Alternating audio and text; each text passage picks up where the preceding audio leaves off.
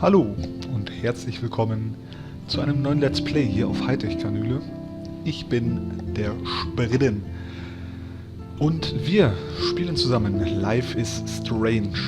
Alle 5 Episoden sind geplant, aber bevor ich jetzt groß weiterrede, gehe ich erstmal kurz in das nächste Menü, weil es hier doch ein bisschen laut ist im Vergleich zum nächsten Menü.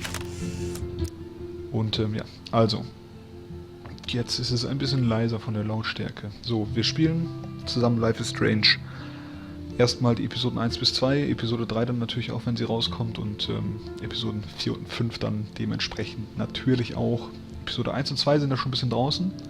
Ich habe auch beide privat schon gespielt, aber ich mag das Spiel einfach so sehr, dass ich euch gerne nochmal mit auf die Reise nehmen würde durch die Episoden 1 und 2 und ja, dann ab Episode 3 eben mit euch gemeinsam weiter das Spiel erleben möchte.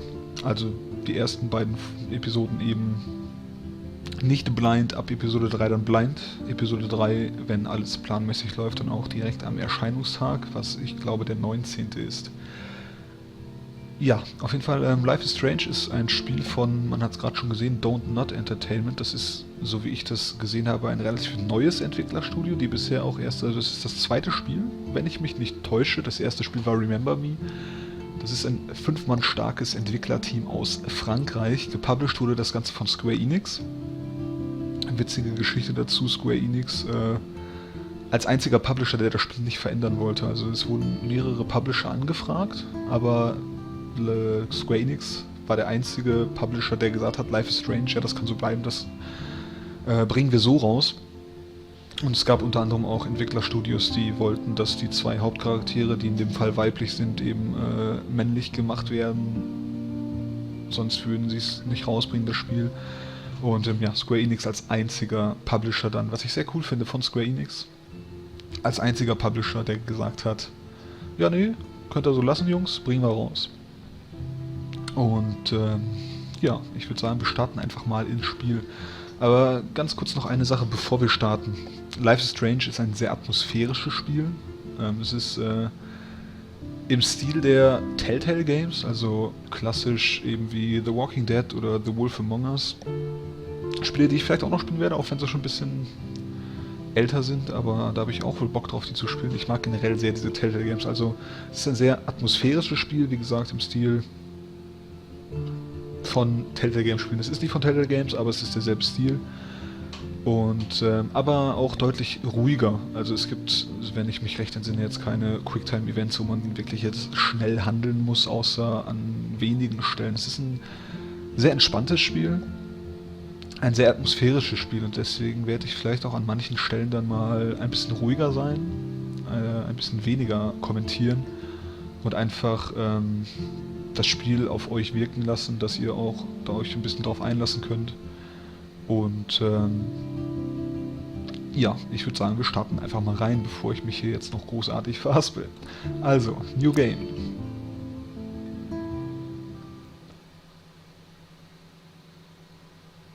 Hier sieht man es nochmal, Consequences und Entscheidungen, also typisch Telltale Games mäßig eben.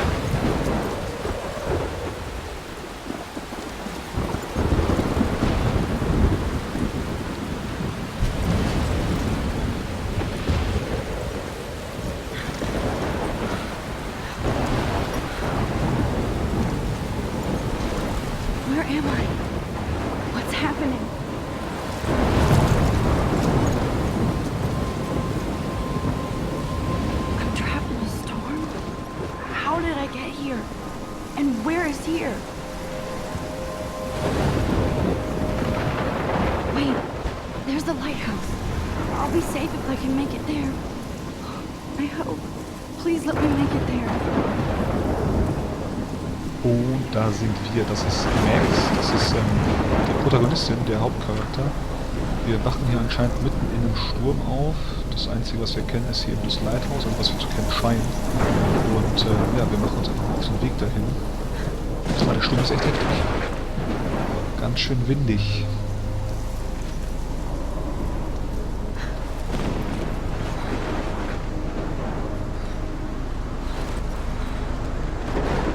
Oh. Das sieht nicht so gut aus. Das ist zumindest Arcadia Bay, unsere Heimatstadt. Wie der Name schon sagt, hier in der Bucht.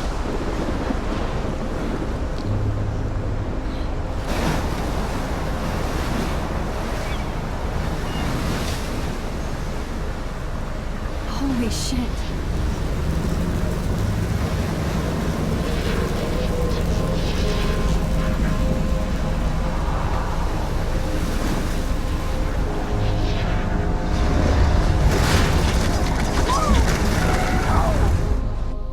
Whoa.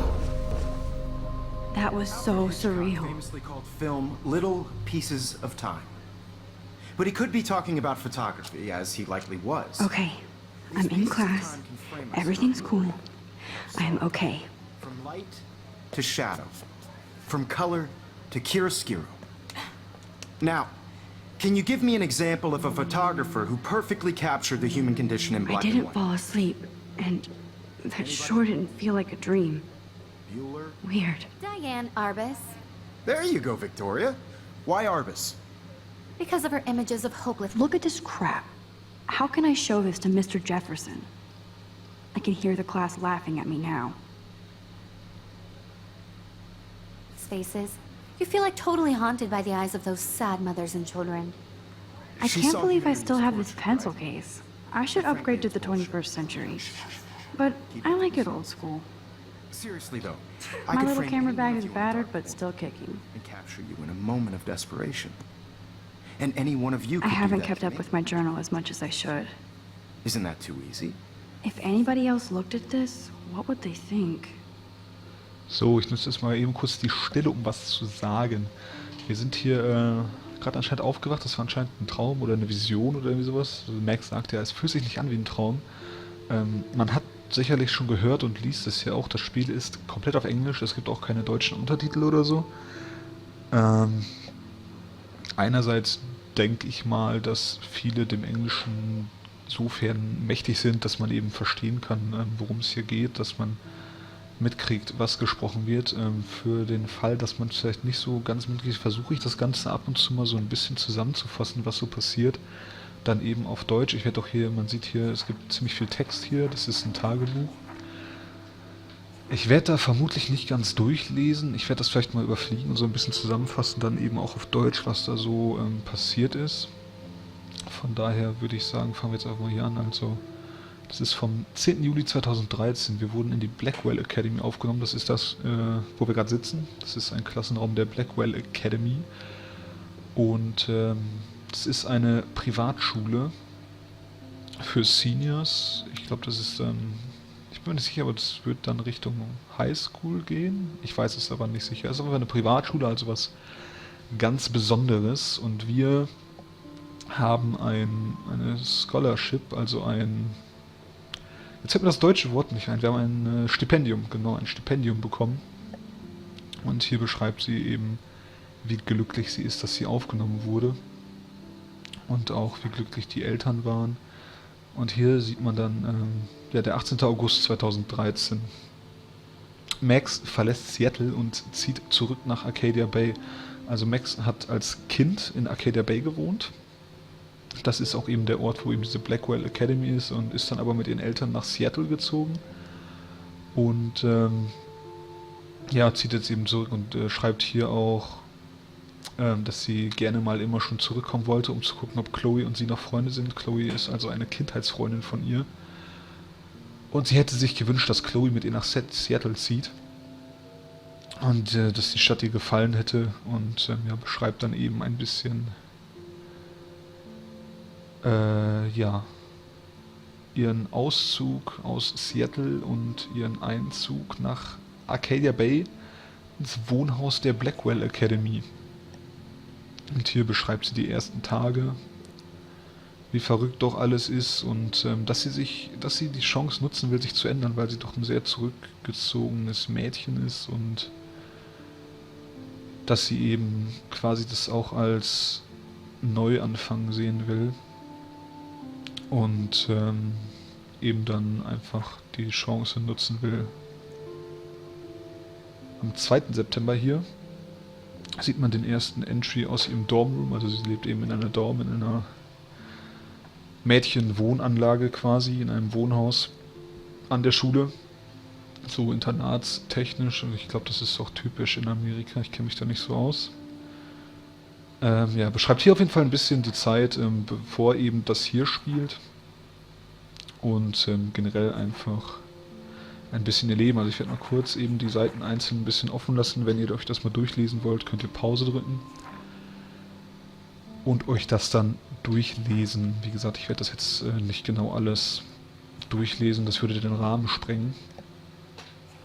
Dafür will ich dann ja auch ein bisschen zügiger durchkommen. Also ich werde mich jetzt nicht großartig beeilen oder so, aber ich werde auch sehen, dass ich ein bisschen zügiger durchkomme, damit ich für Episode 3 gerüstet bin. So, hier kann man sehen, wir haben hier eine kleine Datei von Personen, die wir kennengelernt haben. Das sind wir, Max. Max Caulfield. Das lasse ich auch einfach mal hier kurz offen. Das könnt ihr euch auch durchlesen, wenn ihr wollt. Das ist so ein bisschen die Beschreibung zu unserer Person. Hier ist unser Teacher, Mark Jefferson, unser Lehrer im Fach Fotografie ist es dann, glaube ich, was wir hier haben. Weil wir eben auch hier dann, das ist quasi eine Kunstschule dann teilweise auch, wo eben jetzt hier Fotografie unterrichtet wird. Und das ist Mark Jefferson, ein berühmter Fotograf, einer der besten Fotografen der Welt, wie sie hier sagt. Und er unterrichtet jetzt eben an der Blackwell Academy. Hier ist Kate, scheint eine Freundin von uns zu sein. Genau die Beziehung werden wir später, denke ich, nochmal ein bisschen näher kennenlernen. Aber wir scheinen ihr auf jeden Fall positiv gegenüberzustehen. Und sie ist sehr konservativ, sehr religiös, sehr kirchlich, die Frau. Da steht zum Beispiel auch rechts, dass sie, obwohl sie erwachsen ist, ist sie wahrscheinlich nicht, darf sie wahrscheinlich trotzdem keine R-rated Films gucken, also quasi Film ab 18 würde ich das jetzt mal auf Deutsch dann eben sagen. Hier ist Victoria, die 4. Person, die wir kennenlernen. Und Max schreibt schon im ersten Satz, a total bitch. Also wir scheinen Victoria nicht zu mögen. Und ich glaube, das hat man wird es gleich noch sehen, warum wir sie nicht mögen. So, auf jeden Fall, ja, hier kann man sehen, ich habe Episode 2, hier ist schon offen, weil ich eben das alles schon mal gespielt habe. Oder ich glaube, dass es deswegen offen ist. Nee, ist es nicht. Wir können uns hier Fotos angucken. Stimmt, so war das. Hier sind Fotos, die wir schießen können. Man sieht hier bisher nur so Zeichnungen. Und da kann man sich dann später die Fotos angucken, hier aus den Episoden 1 und 2 bisher. Hier eine Liste von Orten, an denen wir sind. Oder an denen wir gewesen sind bisher. Hier die Blackwell Academy momentan. Und hier haben wir unser Handy, wo wir auch SMS lesen und kriegen können und dann auch später selbst schreiben. Also nicht selbst schreiben, aber Max schreibt dann eben SMS, die wir auch lesen können. Und ja, da steht bis jetzt nicht wirklich Interessantes drin, außer dass wir uns mal mit Kate verabreden wollten. Geburtstagswünsche von den Eltern und ein kleines Gespräch bzw. ein Monolog von Warren, auch ein Freund von uns. Too obvious? Und ich würde sagen, wir gucken uns das mal die Kamera an. I do love my analog camera. I should take a quick picture now. Genau das werden wir jetzt tun. I have to admit, I'm not a big fan of her work. I prefer... Shh. I believe Max has taken what you kids call a selfie. A dumb word for a wonderful photographic tradition. And Max has a gift. Of course, as you all know, the photo portrait has been popular since the early 1800s. Your generation was not the first to use images for selfie expression. Sorry, I couldn't resist. The point remains that the portraiture has always been a vital aspect of art and photography for as long as it's been around. Now, Max, since you've captured our interest and clearly want to join the conversation, can you please tell us the name of the process that gave birth to the first self-portraits? Ja, da ist die erste Entscheidung, die wir treffen müssen. Telltale Games mäßig, wie bereits gesagt. Ich entscheide mich jetzt einfach mal für I did know. I did know, but I kind of forgot. You either know this or not, Max.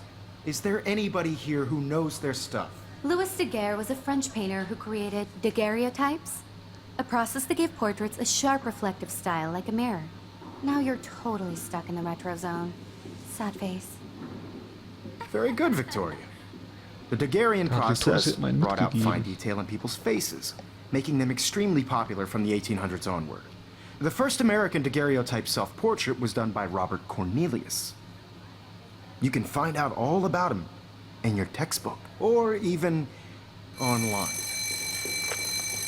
Hey guys, don't forget the deadline to submit a photo in the Everyday Heroes contest. I'll fly out with the winner to San Francisco, where you'll be feted by the art world. It's great exposure, and it can kickstart a career in photography. So Stella and Alyssa, get it together. Taylor, don't hide. I'm still waiting for your entry too. And yes, Max, I see you pretending not to see me.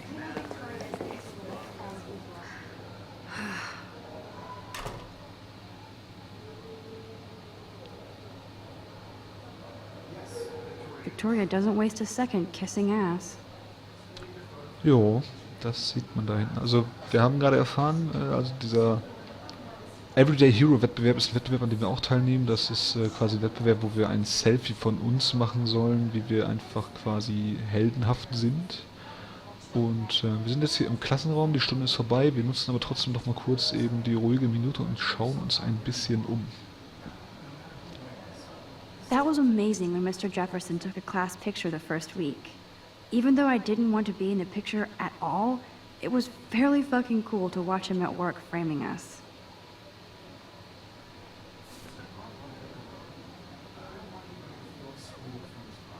I love seeing Mr. Jefferson's awesome photos on these magazine covers.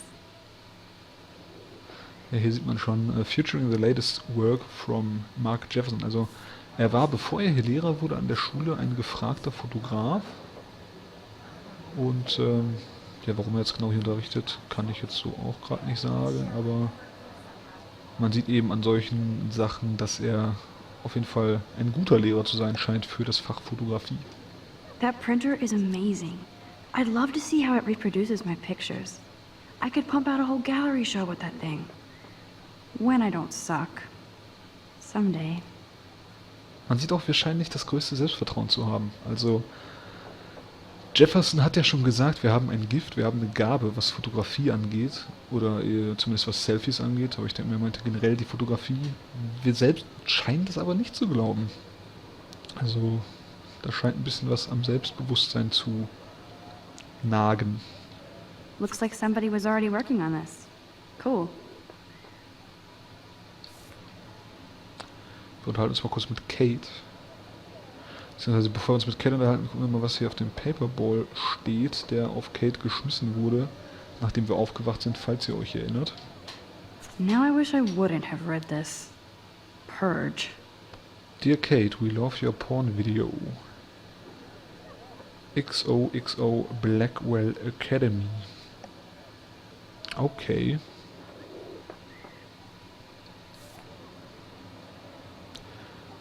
Dann sprechen wir mal mit Kate. Kate looks so sad and quiet today. Poor thing. Hi, Kate. Oh. Hi, Max.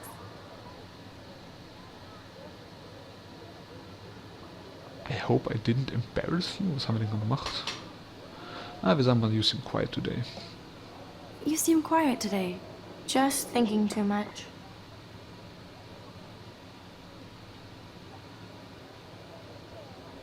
Wir laden sie mal ein auf eine Tasse Tee, denke ich.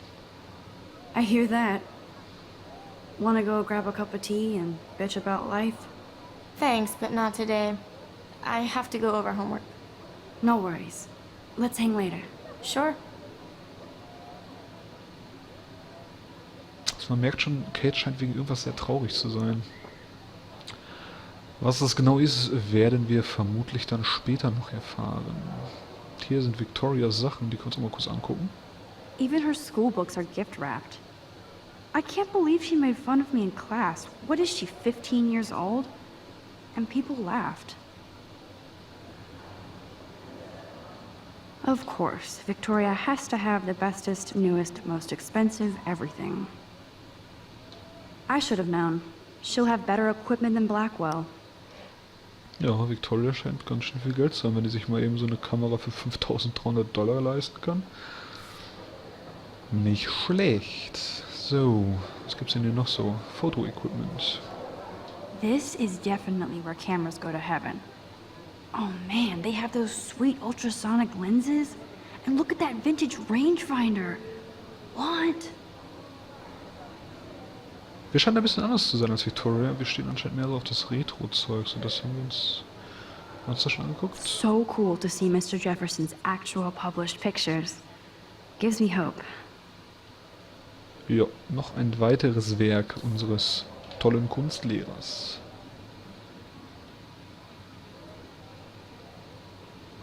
Huh, this might make a cool shot.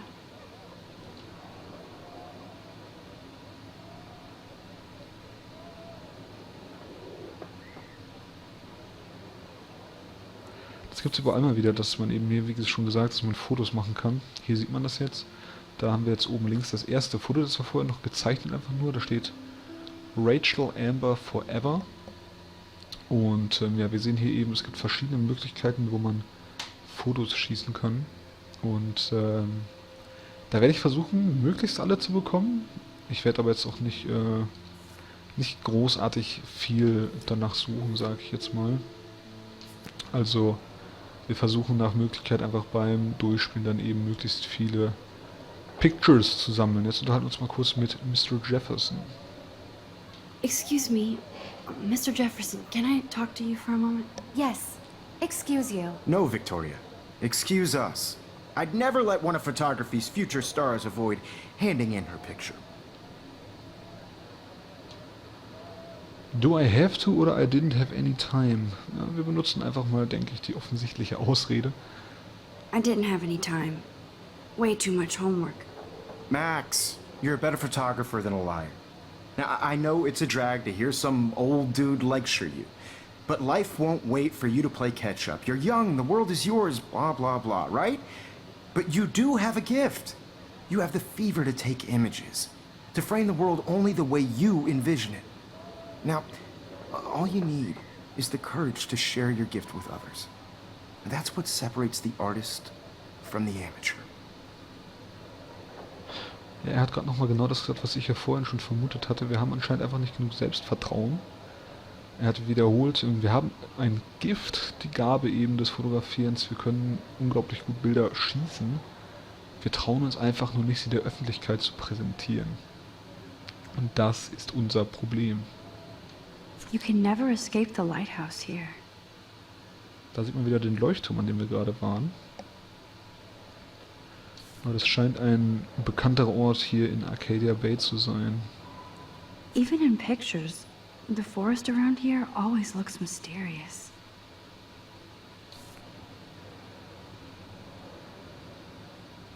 Man, he even has the best plasma HDTV for a class monitor. Can't wait to watch some more documentaries on this bad boy. Here's the poster for the contest.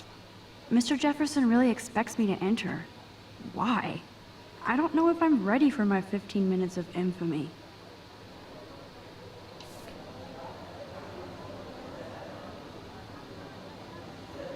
So cool that we can check these out anytime. The Decisive Moment by Henry Cartier-Bresson? That's rare. Annie Leibovitz, mad respect. The amazing Eugene Smith, good to see Abaddon among the masters. Golly, of course. Lots of people I haven't heard of yet. I guess that's why I'm here. So, wir haben uns im Klassenraum umgesehen. Wir haben den ganzen Klassenraum, denke ich mal, ganz gut durchgescannt nach Sachen, die wir angucken können. Ich habe da hinten die Stative ausgelassen, da ist aber generell einfach nur so... Es wird quasi einfach weiter beschrieben, was für ein Fotonerd wir sind. Und ich würde sagen, wir begeben uns in die große Weite der Schulwelt. Ab jetzt bin ich etwas stiller, denn jetzt wird es sehr atmosphärisch. Und ich gucke mich dann einfach mal ein bisschen um. Wir gucken uns einfach das mal an. You didn't tell me how cute I looked yet. I was about to. Just getting You always Welcome to the real world. cute. hot, Then I might send you a special picture. Because Max wants everybody to see how cute she is. She plays it so sharp. I need a serious timeout in the bathroom. Splash water on my face and make sure I don't look like a total loser. I hate that class. It's so fucking boring. She's so fucking shy.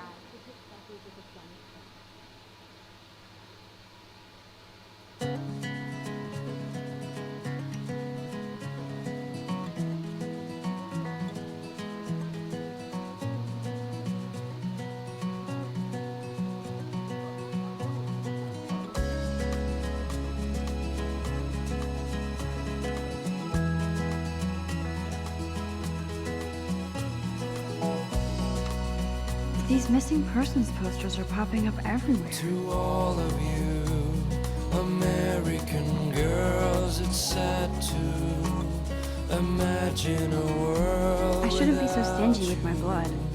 American girls, I'd like to be part of the world around you.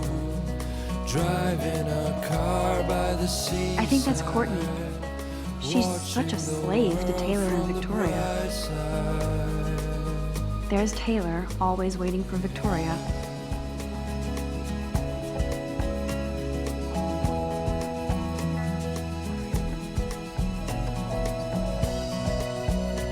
Evan doesn't say much to me, but his photos are very cool. Alyssa is always texting, but she doesn't hang out with a lot of people. Tell where your heart is. American girls like dollies. I hate having everybody see inside my Shiny locker. smiles and plastic buddies. I love that picture of Mom and Dad. Hello, Jack. Kiss, kiss. Andy, you look totally fabulous, as usual.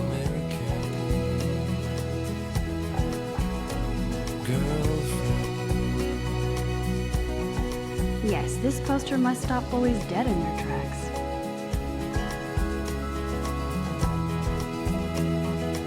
That's Dana talking to, I think his name is Justin. Dana is on my floor too. She's such an archetypal, gorgeous cheerleader. They must make them in a factory. I shouldn't be so catty.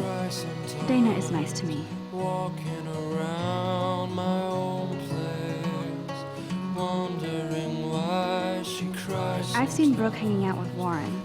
She seems like his type. Her own place, somewhere around the mountain. Poor Daniel, he's so nice. I wish I could beat the shit out of Logan. Till she got tired. I hate bully jockstraps like Logan. And he's a Vortex Club member. That's when I fly to the wide land. I wish October would last forever.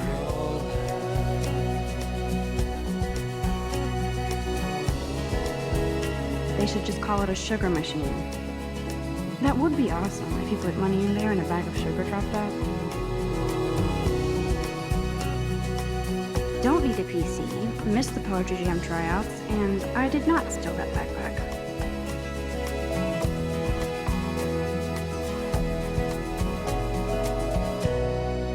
That's so messed up. I should contact them to find out what I can do. As if I am.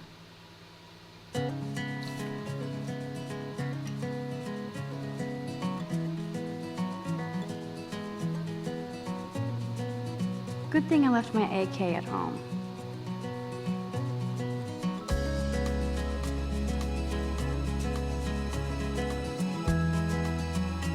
Principal doesn't come out of his office much. Rachel Amber. She's so pretty. I hate these posters, so sad. Girls, it's sad to imagine a world without you. Miss Grant is a great science teacher. I'd like to be part of the world around you. Driving He's cute. a car by I like the skater boys. seaside, Too bad they don't like me. watching the world from the bright The Bigfoot stomp. I should develop some school spirit. Go team.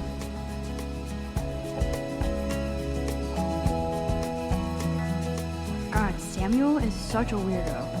But I kinda like that about him. There's Juliet from my dorm. Yet another Vortex Club disciple. Figures Juliet would be dating Zachary. Jocks sucked up in the Vortex Club. American girls like Dolly. There's Hayden, another Vortex Club bro. But he's actually not an ass. Oh, I can hardly wait to never be too cool like Nathan and Victoria. Lame.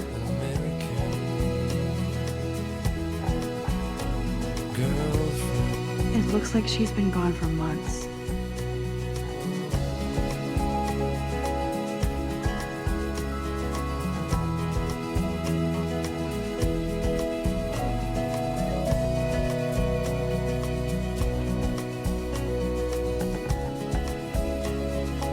Empty. Good. Nobody can see my meltdown. Except for me. Ja. Also da hat man gerade quasi, ich finde, sehr schöne erste Eindrücke bekommen, wie das Spiel im Ganzen so aufgebaut ist. Also es ist wirklich ein sehr, sehr atmosphärisches Spiel, deswegen habe ich auch gerade extra mal nichts gesagt. Wir haben uns ein bisschen umgeguckt, wir haben überall Missing Persons Posters gesehen, Missing Person Posters von Rachel Amber, also Rachel scheint vermisst zu sein. Was nicht so gut für uns ist, beziehungsweise das heißt nicht so gut für uns, aber es ist, anscheinend finden wir das nicht so toll, weil, ja, auf jeden Fall finden wir da hoffentlich noch mehr darüber raus, was eben mit Rachel passiert ist. I did come in here for a reason. Now who would bother to write that crap? Rachel Amber is a bitch. Scheint nicht ganz so beliebt gewesen zu sein, die Gute. Aber da werden wir mit Sicherheit noch mehr darüber rausfinden. Gucken jetzt erstmal nochmal hier uns ein bisschen um. Hier ist noch ein Poster. This poster must drive people to have sex. Kate twerks for God. Ja, das ist genau das, was ich schon gesagt hatte. Kate ist eine sehr religiöse Person. Man sieht hier ein Abstinenzposter. Quasi hier kein Sex vor der Ehe mäßig. Und Kate ist eben, ich glaube, Kate ist in einem Club drin, der das, oder das ist generell eine Kampagne, die von Kate ausgeht. Und deswegen wird Kate oft gehänselt. Da werden wir aber auch noch mehr rausfinden. I hate Victoria Chase. Ich auch. Victoria ist hier dieser weibliche Bully, der uns schon dumm von der Seite angemacht hat. I remember when somebody punked the alarm last month. At least I got out of science class for that quiz. I'm good to flow. Thanks. Da steht auch nochmal Vortex Club are Jerks. Der Vortex Club ist quasi so ein Elite-Club, wo nur die Coolen der Schule eben hier reinkommen. So. Wollen wir mal gucken. I feel like the universe is taunting me everywhere I go today. It all started with that bizarro dream in class. Am I going crazy?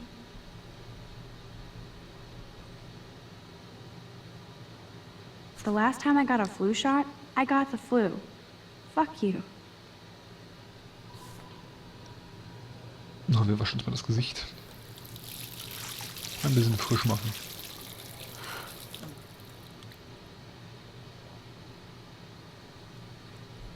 Just relax. Stop torturing yourself. You have a gift. Fuck it.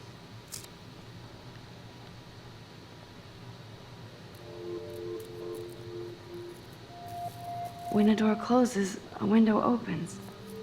Or something like that. Okay, girl, you don't get a photo op like this every day.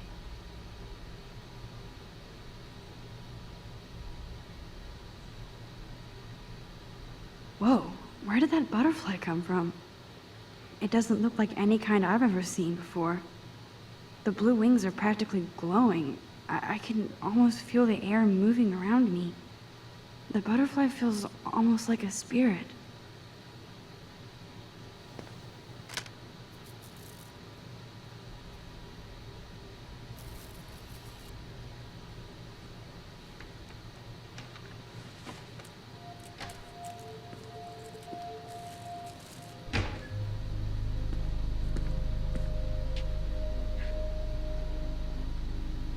It's cool, Nathan. Don't stress. You're okay, bro. Just count to 3. Don't be scared. You own this school. If I wanted, I could blow it up. You're the boss. So what do you want? I hope you checked the perimeter, as my step-ass would say.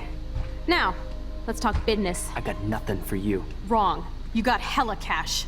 That's my family, not me. Oh, boo-hoo, poor little rich kid. I know you've been pumping drugs and shit to kids around here.